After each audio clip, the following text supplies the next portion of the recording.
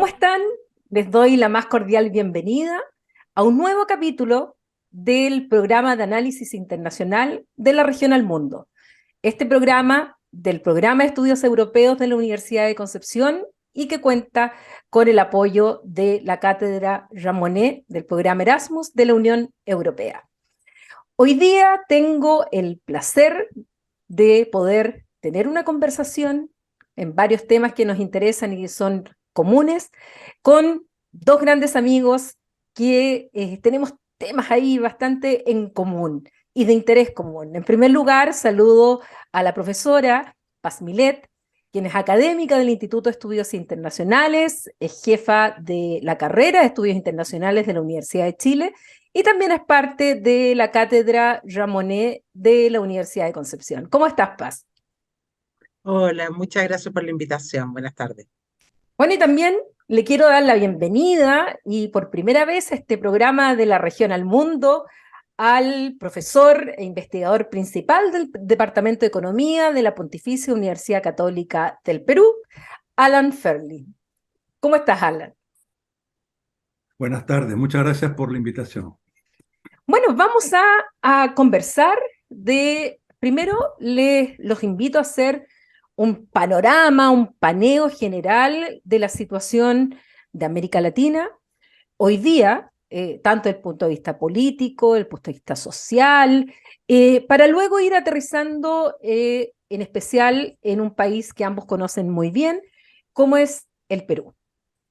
Así que en la primera parte podemos partir contigo, Paz. ¿Cuál es para ti el escenario, las proyecciones que puedes hacer para este 2023 respecto a los riesgos, a las oportunidades, a las amenazas que enfrentará América Latina en este contexto mundial que sigue siendo tan incierto? Bueno, yo creo que América Latina enfrenta al 2023 un escenario particularmente difícil porque se enfrenta a varias crisis simultáneas, ¿no? En el marco económico, es una región que no ha logrado superar las consecuencias de la crisis del 2008. No hay que olvidar que ya antes de la pandemia veníamos creciendo muy poco, ¿no es cierto? Un 0,7% según CEPAL. Después, bueno, se profundizó esa situación con la pandemia y hoy con la guerra de Ucrania, ¿no? Que ha tenido amplias repercusiones a nivel internacional y también en la región. Pero hay otra crisis que sin duda es muy importante en la región y que da cuenta, ¿no es cierto?, de un cuestionamiento al modelo que hemos desarrollado en los últimos 30 años, el modelo político, económico y social, una agenda de descontento que tuvo distintos espacios de expresión y que sigue teniendo distintos espacios de expresión como los estallidos sociales, distintas manifestaciones y también el espacio para que accedan al poder o que tengan una destacada participación política, grupos de posiciones mucho más, por ejemplo, marcadas hacia la ultraderecha. Y eso se está expresando en que, por ejemplo, en las últimas elecciones, los candidatos que han accedido al poder lo han hecho con una mayoría muy limitada, como el propio Lula, ¿no? Que tiene un escenario muy difícil en el Congreso. Entonces, sin duda, los gobiernos que hoy están en el poder son gobiernos que tienen que permanentemente negociar y enfrentar una agenda que está inconclusa, porque la agenda, por ejemplo, en el caso de Chile, del estallido social, todavía no se ha resuelto, ni por la vía constitucional, porque fracasó ese proceso, ni tampoco por otros ámbitos, ¿no es cierto? Entonces, creo que este año es particularmente difícil para la región. Profesor Ferling, algo que agregar, coincide con la profesora Milet en esta proyección del 2023 para nuestro subcontinente. Bueno, coincido fundamentalmente. El tema económico, en las respuestas que se están dando por la Reserva Federal, otros bancos centrales, priorizando el tema de inflación como aspecto fundamental, está obligando también a subir tasas de interés a nuestros bancos centrales que enfrentan una situación complicada porque de un lado son tasas de inflación crecientes, pero de otro lado también desaceleración del crecimiento económico. Entonces, priorizar la inflación muchas veces implica sacrificar la reactivación y por lo tanto también es carne de cultivo, caldo de cultivo para descontentos sociales que se puedan manifestar. Entonces, un escenario de desaceleración de la economía mundial como el que está señalado, con incertidumbres como la de guerra en Ucrania, que no sabemos cómo se va a encauzar o no, nos complica el frente externo. Entonces, nuestros países sumamente dependientes de las exportaciones de materias primas, cuando los precios internacionales están bien o cuando la tasa de interés internacional está baja, nos va relativamente bien. Pero cuando esto se revierte, estas variables, estamos con problemas, casi independientemente del modelo que estemos aplicando los matices, ¿no? En segundo lugar, creo que efectivamente, como dice la profesora Milet, hay una crisis del paradigma, no solo en América Latina, sino a nivel global, ¿no? Los desafíos del cambio climático, de la digitalización, de la transformación digital de la cuarta revolución industrial, etcétera, supone un debate a nivel global en términos de que no podemos seguir por el mismo camino, hay que descarbonizar la economía, hay que buscar otras opciones, ¿no? Incluso el G7 planteó el consenso de Cornwall, que pretendía ser una alternativa al consenso de Washington, y en América Latina, por supuesto, también distintas opciones. Una salida ha sido hacia la derecha, hacia propuestas radicales, pero también hemos tenido de las otras, ¿no? Entonces, esa necesidad de un nuevo paradigma y esa necesidad de coordinar respuestas adecuadas son desafíos, creo, que estamos enfrentando todos en la región. Ahora, desde el punto de vista económico, ¿qué margen de acción tienen los estados realmente? Porque si uno se va al derecho y a la ciencia política, una de las características de ser estado es justamente este poder soberano que puede autorregularse dentro de su territorio, pero hoy día con la globalización, con los fenómenos externos, de verdad, ¿cuánto un estado puede adoptar medidas que vayan en bienestar de su sociedad, pero sin comprometer las cuentas fiscales al mismo tiempo, cuando no están teniendo los ingresos, ya sea por la baja de los commodities en el caso de América Latina, o por esto mismo de la inflación, o por otros fenómenos que nos afectan? ¿Qué pueden hacer los estados realmente? ¿Para quién es? Para usted, profesor. Ya, ok. No quería interrumpir a Paz. Em, yo creo que los márgenes de maniobra son muy diversos en la región. Países como Chile, como Colombia, como Perú, que tuvieron políticas contracíclicas en su momento, han tenido espaldas financieras y mayores márgenes macroeconómicos de un manejo más adecuado. Y Colombia y Chile, además, dieron un avance importante en términos de plantear algún tipo de reforma monetaria, fiscal, perdón, para buscar mayores recursos, ¿no? Cosa que en el Perú no ocurrió y en otros países no se dio, pese a tener indicadores macroeconómicos y márgenes de maniobra todavía importantes porque la tasa de endeudamiento como porcentaje del PBI no es tan elevado, hay reservas internacionales, relativamente baja inflación, manejo independiente de los bancos centrales de reserva, etcétera. O sea, yo creo que allí hay un margen importante. Pero hay otros países donde esto no ha ocurrido, ¿no? Y uno, aparte de Venezuela, que tiene una mejora relativa, el caso de Argentina, con tasas cercanas al 100% de inflación, y donde en otros casos, aunque no tengan inflación tan alta, tuvieron que iniciar un ciclo de endeudamiento relativamente temprano. Entonces, por eso el Fondo Monetario ha advertido, cuidado con eso, porque podemos volver a un problema que ya tuvimos en los 80 del siglo pasado. Entonces, no hay mucho margen de maniobra, pero yo creo que varios de nuestros países estamos en condiciones de enfrentar esa situación. No es el mejor escenario internacional, el 2023, pero tampoco una catástrofe, ¿no? O sea, yo creo que sí tenemos márgenes varios de nuestros países para responder adecuadamente. Y en este sentido, profesora Milet, desde el punto de vista político, eh, cuando uno ve a veces, sobre todo las informaciones que han de nuestro continente desde el exterior, hablan de esta supuesta segunda marea rosa y ponen un mapa de ahí de América Latina y que pasa del color azul al rosa y desde afuera se dice, bueno, ahora sí hay una coincidencia ideológica de los mayores estados o gran parte del subcontinente, por lo tanto, esto podría haber una mayor afinidad para poder juntos, sea o no sea a través de, entre comillas, una integración, pero podría haber mayores compatibilidades. Es tan cierto que hay esta nueva marea rosa, hay matices que uno podría introducir en el análisis de cada uno de los estados.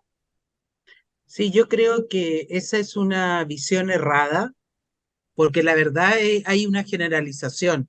Cada uno de los gobiernos que ha sido electo tiene sus propias especificidades y diferencia, ¿no es cierto?, con sus pares de la región. Además, cuando se habló de Marea Rosa, además de las afinidades políticas y de la idea de ciertos proyectos conjuntos, también habían diferencias, ¿no? Entonces es importante rescatarlas. Y hoy enfrentamos además un escenario económico no propicio. Por ejemplo, gran parte de la política exterior de Chávez en su momento y de Lula de inserción a Brasil se sustentó en el precio de los commodities. Eso ya no está como base de proyección, ¿no? Y de desarrollo de una política exterior que respondiera a una lógica bastante específica de proyección hacia el exterior y de construcción de una institucionalidad regional. Y además son gobiernos que llegan al poder en un margen muy amplio de incertidumbre, con pocas fortalezas y están muy condicionados no solo por el escenario internacional, sino también por el escenario exterior.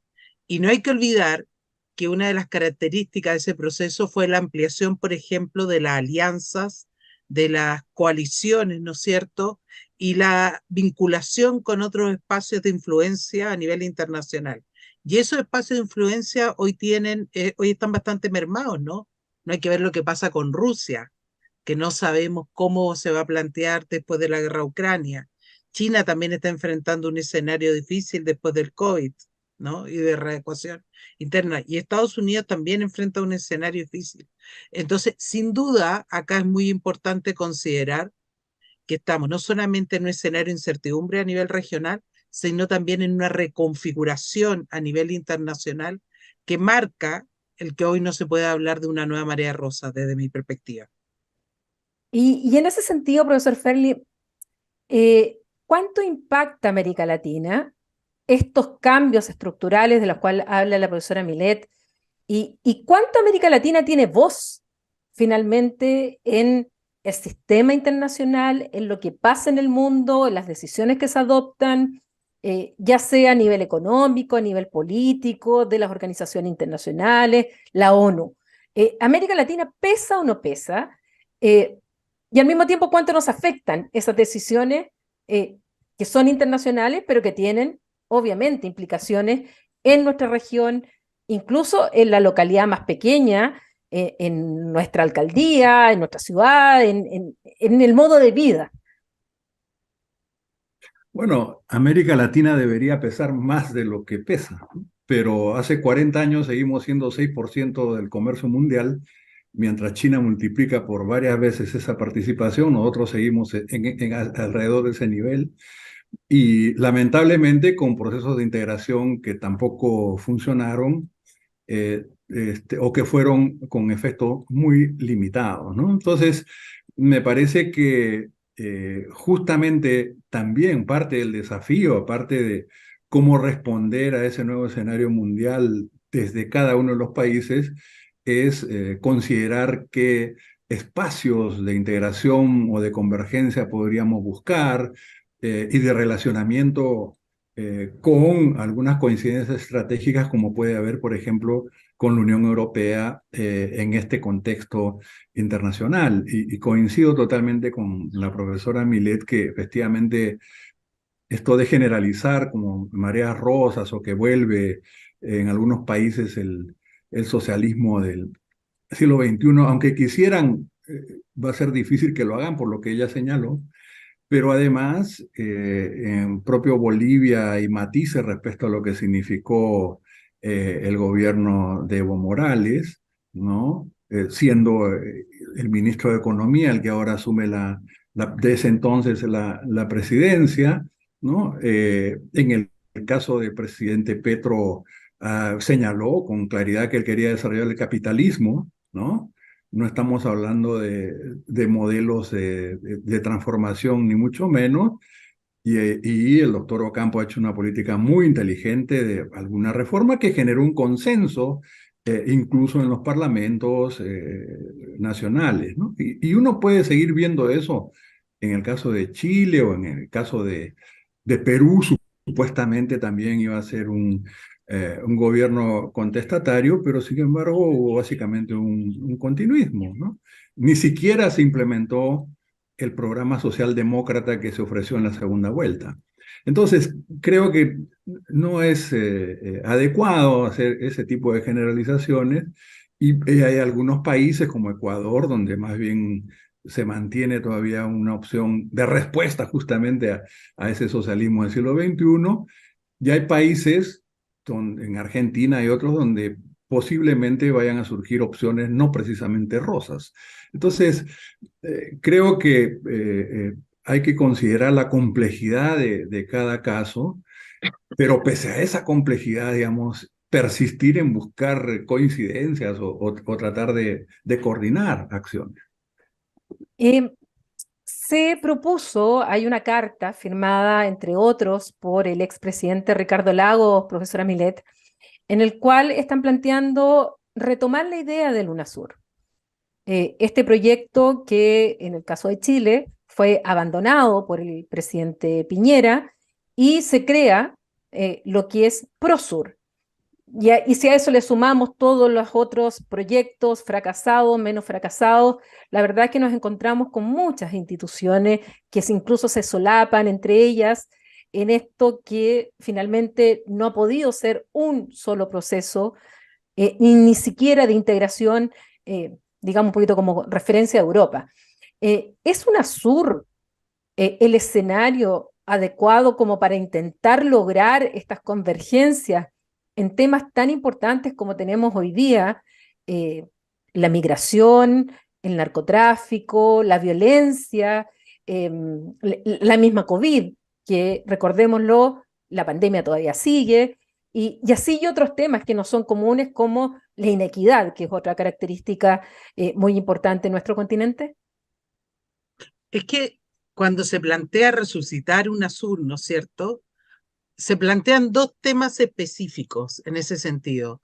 Uno, dar un énfasis comercial que nunca tuvo UNASUR, y lo otro también, muchísimo, que ha sido muy importante, es terminar con la capacidad de veto del candidato a secretario general, ¿no? Que fue lo que finalmente generó la crisis. Y yo creo que en ese sentido, resucitarlo en ese marco, como bien dice Detlef Nolte, ¿no? Sería resucitar un zombie, porque en la práctica, ¿cómo surge UNASUR? Como un espacio de autonomía, con una identidad propia del Cono Sur y que responde fundamentalmente a un espacio de concertación política que busca una institucionalidad intermedia. Y lo que falló, más allá de que fueran eligiéndose gobiernos de carácter distinto, no de inspiración distinta, fue dentro de gobiernos que se pensaba eran afines, posiciones contrarias, por ejemplo, a la apertura al exterior, ¿cierto? A con quién vincularse, a cómo vincularse con Estados Unidos. Y ahí se fue estableciendo un marco de polarización, pero dentro de espacios afines. Entonces, no sé qué tanto ha cambiado el escenario regional para decir que hoy está en condiciones de marcarse una diferencia respecto a lo que pasó en ese momento. Desde mi punto de vista, no existe esa diferencia y lo vemos en Mercosur, ¿no? En la confrontación entre Argentina, por ejemplo, con sus socios. Entonces, desde mi punto de vista, hoy no está dada la opción para que UNASUR, en el actual marco, y si se hacen los cambios que se están proponiendo, sea un espacio que marque la diferencia. Creo que se debería trabajar en otras instancias o pensar en otro tipo de iniciativa, porque ya UNASUR está marcado por un marco de profunda confrontación y lo que se quiso avanzar a nivel de institucional tuvo un éxito bastante relativo en algunas áreas. Y, profesora Milet, y en el caso de la Alianza del Pacífico, de la cual hay algunos que han puesto, digamos, las fichas en esa organización, eh, ¿qué podemos esperar? ¿Ha cumplido sus fines? ¿Está avanzando de alguna manera? ¿Podemos pensar que por ahí podría ir de manera más pragmática una convergencia eh, dentro de países que tengan algunos lazos en común? ¿O sencillamente nos encontramos ante un nuevo proyecto con alcance más limitado? Bueno, es que la Alianza del Pacífico es una iniciativa que fundamentalmente tiene una mirada comercial, ¿no?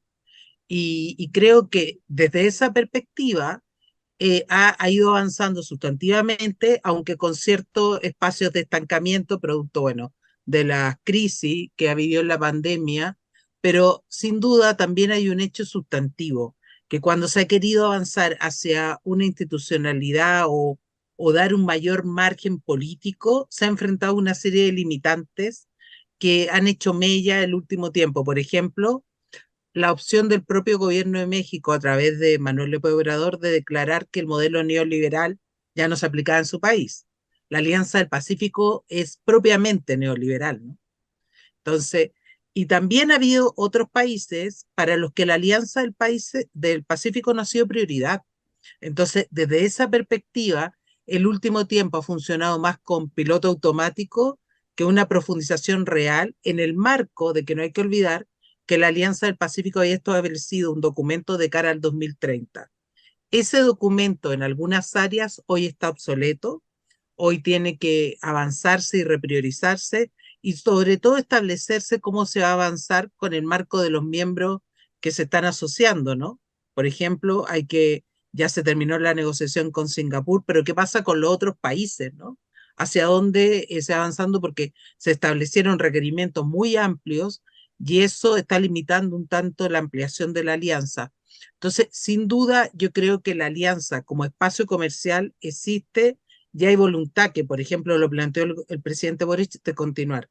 Pero en el ámbito de concertación política me parece que aún le falta muchísimo por constituirse en un espacio válido para la región.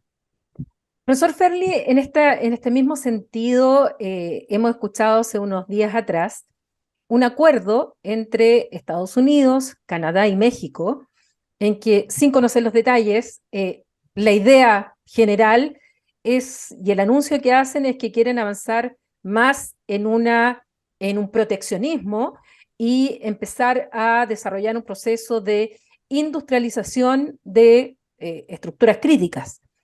Si hablamos de proteccionismo, México, Estados Unidos, Canadá, por otro lado, México, que es un actor relevante en distintas instancias en América Latina, ¿cómo vamos a ensamblar todas esas piezas? Y esto también lo vinculo con el caso de Perú, porque Perú también tiene una relación con México y al mismo tiempo una relación que hoy día está muy compleja y ahí vamos a entrar después de lleno a analizar el caso del Perú. Sí, yo antes de entrar a lo de Estados Unidos quisiera comentar sobre la pregunta anterior que me parece fundamental. Coincido con la profesora Milet respecto a su evaluación de la Alianza del Pacífico, pero tengo un matiz respecto a UNASUR, que me gustaría. Prosur, el sesgo ideológico que tuvo ya fue, digamos, como dicen Mm. por acá, y bueno, estuvo ligado al Grupo de Lima, al tema Venezuela, muy ideologizado. UNASUR no necesariamente, o sea, después se polarizó, pero hay que recordar que fue prácticamente el único espacio donde coincidía o convivía la Alianza del Pacífico con Mercosur y otras opciones de miembros incluso del ALBA, ¿no? Entonces, ¿por qué se llega a una situación de entrampamiento? Eso creo que todavía hay que seguir discutiendo. En ese sentido, Paz tiene razón, o sea, hay varios elementos allí a tomar en cuenta. Pero digamos que esta rigidez, en el caso de Venezuela, de Bolivia, por ejemplo, respecto a la Secretaría General, creo que en vez de haber hecho una concesión y cederla, digamos, si la mayoría quería otro representante en la Secretaría, llevó a un entrampamiento. Y por el tema de Venezuela ya se terminó de complicar. Pero ahora hay un escenario en el cual quien está planteando también esa situación, la parte de Argentina, que lo hizo en algún momento, México, que estaban juntos en el relanzamiento de la CELAC, es que Lula plantea en su discurso el tema, ¿no? También de UNASUR y de CELAC, y ahora el 23, 24 van a tener esta cumbre en Buenos Aires. Entonces, me parece que estando un actor tan relevante como Brasil, si efectivamente está decidido a ese planteamiento, creo que eh, no necesariamente sería un zombie. Comparto el tema de que hay dificultades pues, para darle esta dimensión comercial y económica, porque en el pasado justamente su rasgo era que podíamos avanzar en temas políticos, en temas de estos comités de salud, infraestructura y otros, justamente porque no poníamos el tema más polémico que era el económico. Ahora habría que ver bajo qué forma se reconstruye, pero yo no le daría cero probabilidad a esa opción, ¿no? Y respecto, bueno, a lo de Estados Unidos y México, aquí yo creo que también hay que verlo en una dimensión o competencia más global, que es la presencia de China en la región, ¿no? O sea, están fortaleciendo, redefinieron su acuerdo, el TECLAN o el NAFTA, lo replantearon, justo en la administración anterior para enfrentar a China, se retiran del TPP, ponen la barrera proteccionista, pero México tenía su punto de entrada a la región en la Alianza del Pacífico, ¿no? Entonces, ¿cómo va a redefinir esa situación? ¿Cómo vamos a enfrentar? Bueno, tiene que pasar por algún tipo también de coordinación con México y Brasil, que ha sido uno de los puntos de entrampamiento previos, ¿no? Que se han tenido, por el cual muchas veces los esfuerzos de integración más hemisférico, no solo en Sudamérica, tuvieron limitaciones, ¿no? Y en este escenario de China, eh, ¿cuánta influencia tiene China en América Latina, tanto política como económica, incluso con soft power? ¿Cómo está entrando China a través de la educación, a través de los gobiernos subestatales? ¿De qué manera eso también está siendo un elemento hoy día eh, prioritario en la política exterior de nuestros países, profesora Milet? Bueno, yo creo que China tiene un rol central en el actual escenario latinoamericano, ¿no? No hay que olvidar que China ya ha hecho dos propuestas hacia la región en el marco de CELAC, ¿no? Avance que no han sido sustantivos en ámbitos que ha querido China, ¿no? Han estado bastante limitados a nivel regional porque no ha habido una respuesta global, más bien se ha mantenido una estrategia bilateral y no fundamentalmente porque China lo esté planteando, sino que ha hecho propuestas regionales concretas, ha hecho dos libros blancos, sino porque la región no ha logrado generar una visión cohesionada al respecto y se ha mantenido la perspectiva bilateral. Y hoy para algunos países de la región, China es, por un lado, su principal mercado, pero también una alternativa real frente a ciertos niveles de dependencia que existían de Estados Unidos y de otros actores. Y también es un actor que no solo significa préstamos, ¿no es cierto? Eh, eh, recursos claves, sino también de donaciones que han permitido hacer avances sustantivos en ciertas perspectivas, en ciertos requerimientos de los países. Además que plantea un escenario, ¿no es cierto?, de avance, por ejemplo, en materia de inversión en materia energética, en materia minera, y es un actor sin duda clave en el actual escenario regional. Sin duda, durante la pandemia hubo una serie de nuevos requerimientos hablando de esta diplomacia de los lobos, como dicen los franceses, que habrían generado los chinos, y una necesidad de adecuación a un nuevo escenario que se plantea por parte de la región, pero sin duda va a seguir siendo un actor clave hoy en día y cada vez más fundamental. Y nuestra relación con la Unión Europea, profesor Ferli, ¿cómo la ve? Más aún pensando en que este año, el segundo semestre, tiene la presidencia justamente España, que ha sido este puente tradicional en las vinculaciones entre ambas regiones.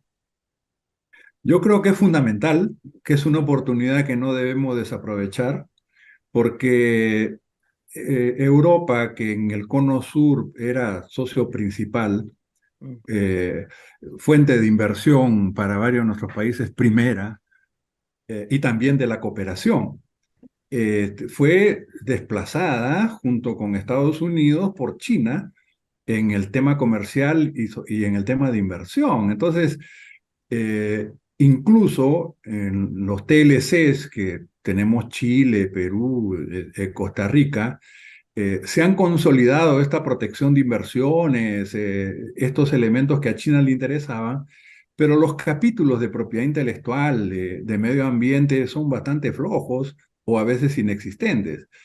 En cambio, en la relación con la Unión Europea o en los TLCs con Estados Unidos, hay capítulos de desarrollo sostenible, hay adendas medioambientales, laborales, que suponen puntos importantes de convergencia y que dan espacio también a una posible agenda más estratégica. Entonces, el hecho de haber, por ejemplo, Chile logrado el perfeccionamiento del acuerdo que tiene con la Unión Europea es un hito pues fundamental, y creo que el resto de acuerdos multipartes y otros deberían seguir el mismo proceso, y creo que allí hay un espacio que debemos trabajar. A mí me parece clave y central esa relación con Europa, porque hay aspectos de convergencia que no necesariamente vamos a tener con otros socios. Bueno, no podemos desaprovechar la oportunidad con dos especialistas muy conocedores del tema de Perú, que es algo que nos ha preocupado el último tiempo, no solo el último tiempo, pero que se ha visto la situación, digamos, la tensión es muchísimo más intensificada. Y desde ese punto de vista, para nuestro público, para aquellos que nos escuchan, profesor Ferli, ¿cómo poder explicarles qué está pasando en Perú, qué ha pasado con eh, estos cambios de presidente, hoy día una presidenta, esta carta de apoyo al expresidente Castillo por parte de México, de Argentina, de Bolivia y me queda un país, Colombia. y Colombia, al cual el presidente Boric no quiso firmar. Eh, bueno, ¿qué pasa aquí? Además, México, que ha aceptado darle asilo tanto a la familia como al expresidente Castillo, si es que aquí si así lo desea. ¿Qué pasa? ¿Qué está pasando hoy día con las fuerzas políticas, con la situación económica en Perú? Bueno, es una situación muy dolorosa, muy complicada, y siempre tenemos que solidarizarnos con los familiares de las víctimas en esta situación tan crítica. Mm. Pero, digamos, hay muchas interpretaciones sobre la situación actual, diversas, y me parece también que bastante desinformación en el exterior. Es decir, digamos, el gobierno de Castillo no fue precisamente un gobierno con las características del socialismo del siglo XXI. Algo de eso hubo en la propuesta a la primera vuelta, en la campaña electoral, pero con la alternativa que gana la segunda vuelta, es una opción básicamente socialdemócrata, que fue el plan bicentenario que elaboraron algunos intelectuales que acompañaron al presidente Castillo. Gana la elección y lo que hubo eh, ni siquiera fue la implementación de esa propuesta socialdemócrata, sino que hubo un cuoteo político donde la prioridad, porque es cierto también de que hubo gente que no quiso reconocer los resultados o ha habido ataques del Congreso, la prioridad principal pasó a ser evitar la vacancia. Entonces, el cuoteo en el gabinete no tenía que ver necesariamente con las propuestas ideológicas, políticas o programáticas, sino con asegurar la supervivencia del régimen.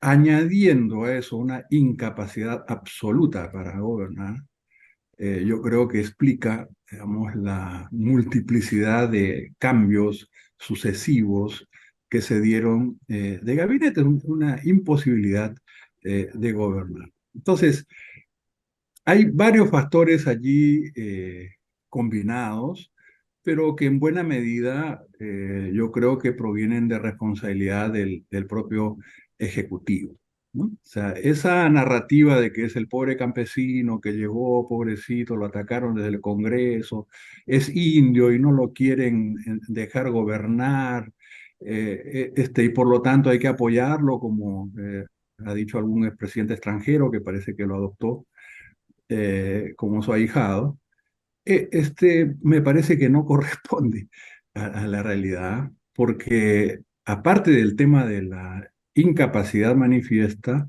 también aparecieron signos sustantivos por las carpetas iniciadas por la Fiscalía de corrupción. Entonces, es un escenario bastante complejo, pero que después fueron desencadenándose algunos escenarios, pero que no, no considero que necesariamente desde fuera se esté mirando la complejidad del panorama, ¿no? Ahora, desde ese punto de vista, profesora Milet, cuando uno ve ciertas características de lo que está pasando en Perú, las vemos también en otros países. O sea, hay una mayor fragmentación política, hay un tema de corrupción, hay un tema también de desconexión con la ciudadanía, descontento, ha afectado la pandemia, ha afectado lo mismo que estábamos hablando de la crisis económica, liderazgos que aparecen aprovechando ciertos espacios que partidos tradicionales han ido perdiendo la confianza en la ciudadanía. Usted que es una estudiosa también de lo que ha sido Perú, ¿cómo ve todo esto de la evolución de los partidos políticos y el sistema político peruano? ¿Y qué características tal vez podría tener parecida o diferente a lo que ocurre en Chile o a lo que ocurre en Ecuador o lo que ocurre en Argentina? Porque son realidades Yo creo, distintas, sin duda. claro, son realidades distintas y yo creo que aquí hay varios puntos a considerar, ¿no? Cada sistema tiene su especificidad y en el caso peruano hay una serie de dificultades para hablar de un sistema de partidos como tal, ¿no? No hay ningún partido de proyección nacional como experiencia que tenemos en otros partidos.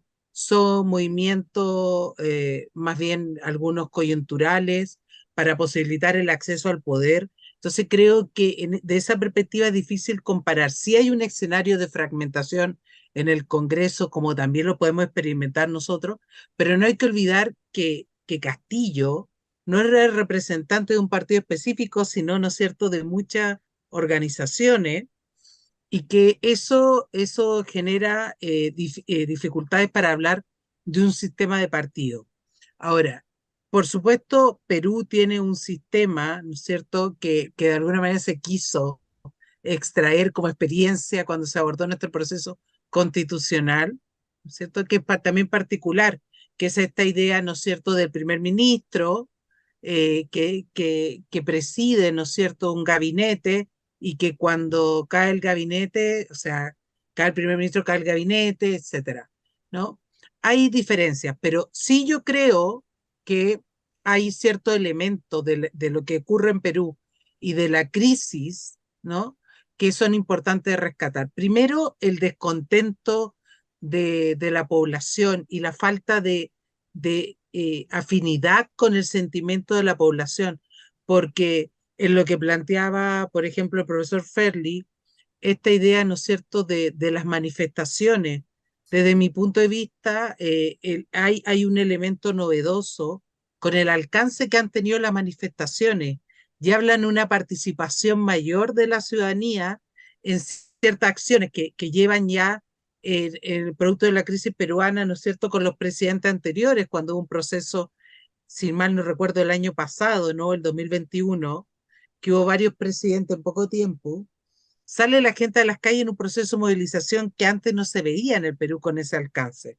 Entonces sí hay expresión de un descontento que busca acceder al poder en una perspectiva a través del Perú profundo, con la llegada de Castillo, pero coincido con él que lo que vemos ahora, buena parte de la crisis, es también resultado de la propia incompetencia de Castillo, ¿no?, que no tenía la capacidad para ejercer como presidente. Y cuando se manifiestan a nivel internacional esta carta, ¿no es cierto?, de apoyo, ignora que habían 51, creo, carpetas que estaban en contra de él por acusaciones de corrupción. Entonces, también hay un tema bien importante de considerar desde mi perspectiva. Cada país tiene su propia especificidad. Hay fenómenos que son generales en la región, como la profundidad de la crisis, el descontento de la población, el cuestionamiento a la clase política y la falta de apoyo por ejemplo, a instancias como el Congreso, pero también hay cierta especificidad. Y en el caso de Perú, yo creo que no podemos desconocer que lo que ocurrió durante la gestión de Castillo es parte de su política interna. Por eso, de mi perspectiva, es cuestionable que se manifieste esta carta, ¿no?, en un marco, ¿no?, que él además demostró una serie de incapacidades, y que buena parte de su entorno más inmediato y él mismo está acusado de corrupción, ¿no? Y para terminar, profesor Ferli, ¿qué viene ahora en Perú? Porque se ha hablado de nuevas elecciones, eh, hay algunas peticiones de que se adelanten. En principio la presidenta decía, no, yo voy a terminar mi periodo. ¿En qué está hoy día? ¿En qué está ese debate en lo interno? ¿A qué hay que poner atención este 2023 en el Perú? Sí, yo antes quisiera hacer un par de apuntes, ¿no? O sea, esta crisis de los partidos que efectivamente apesta a toda la región, no implicó la desaparición de partidos. El fujimorismo sigue como un partido nacional en el Perú, Acción Popular y otros partidos también. Lo que ocurrió fue que, como en el caso de Chile, los partidos tradicionales desaparecieron prácticamente en las elecciones. O sea, no es que en el Perú hayan desaparecido partidos tradicionales. Si hay una crisis que es compartida, este, y lo que también se da es este equilibrio, entre comillas, que se quiso poner entre ejecutivo y legislativo. Hay un presidencialismo con un contrapeso en el Congreso, y que mal utilizado puede llegar a entrampamientos o a situaciones de vacancia. Hay otros también que han señalado, no, pero esta crisis viene hace muchos años y por lo tanto no hay salida. Yo quiero recordar que no solo cuando salimos del Fujimorato con el presidente Paniagua, que restableció y ordenó la situación en un año, sino también el presidente Sagasti en medio de esta crisis de los últimos años. O sea que eso muestra que pese a toda la crisis, hay instituciones y con un liderazgo adecuado se va a revertir esa situación. Hay problemas estructurales de la desigualdad, de la elevada informalidad, de la coexistencia de diferentes modos y formas de producción, de la economía informal, de los aspectos de la minería ilegal, etcétera, etcétera, que complejizan la situación. Y ese descontento histórico o estructural eh, se ha encarnado o se ha tratado de presentar como opción en distintos momentos, particularmente el caso del sur andino y del oriente del Perú, no la costa norte ni Lima, que digamos fueron entre comillas los beneficiarios del crecimiento cuando hubo crecimiento en los últimos años, buscaron distintos candidatos. Y estos candidatos, cuando llegaron al gobierno, no necesariamente ejecutaron las promesas que dieron a esa población, incluyendo el expresidente Humala, etcétera. Toledo, el expresidente García, y en la última oportunidad, desplazando a la izquierda que había tenido alguna preponderancia en el 2016, emerge, le dan el voto al presidente Castillo, incluso el expresidente Morales había apoyado a Verónica Mendoza en el sur, fue pulverizada en el sur Verónica Mendoza, o sea, la votación fue para el presidente Castillo. Entonces, ¿qué es lo que ha pasado? Que esas expectativas han sido defraudadas una vez más. Y por lo tanto, entonces se acumulan una serie de demandas y situaciones. Entonces, ¿qué es lo que ha ocurrido ahora? Hubo un tránsito, no ha habido un golpe de Estado, bueno, en mi opinión, del Congreso, sino que hubo una sucesión constitucional. Por lo menos es legal. Ha perdido legitimidad el gobierno, pero es legal la transmisión y la transferencia. Y por lo tanto, ahí hubo un error, me parece gravísimo, al nombramiento del premier, y efectivamente no se pudo lograr este gabinete de unidad nacional, que era lo que se ofreció, un debate con un perfil técnico que no correspondía al momento, que se necesitaba un diálogo político y la más amplia apertura, y después, cuando no se reacciona bien frente a las protestas y comienzan las muertes, yo creo que la gente enardecida y con justa razón frente a esas muertes se generaliza la protesta y los puntos de pérdida de legitimidad, que inicialmente podrían haberse, yo creo, aquietado con un adelanto de elecciones, con la salida más concertada, ahora ya parece ser difícil la sostenibilidad de la propia presidenta, ¿no?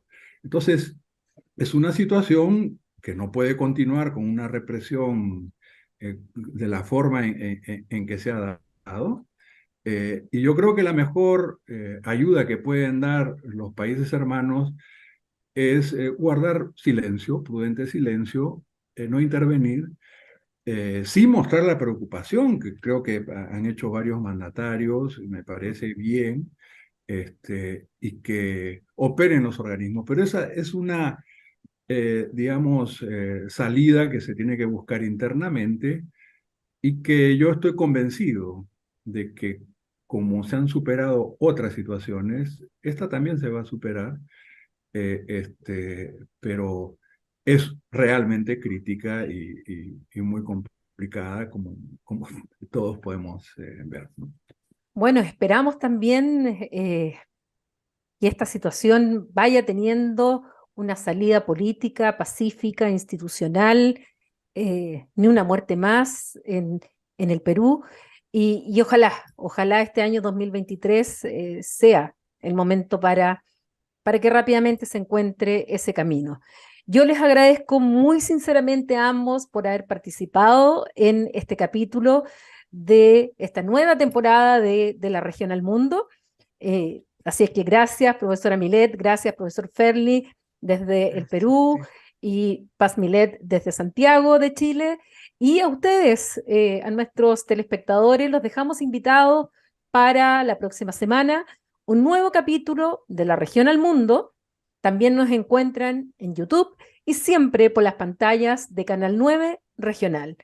Hasta la próxima.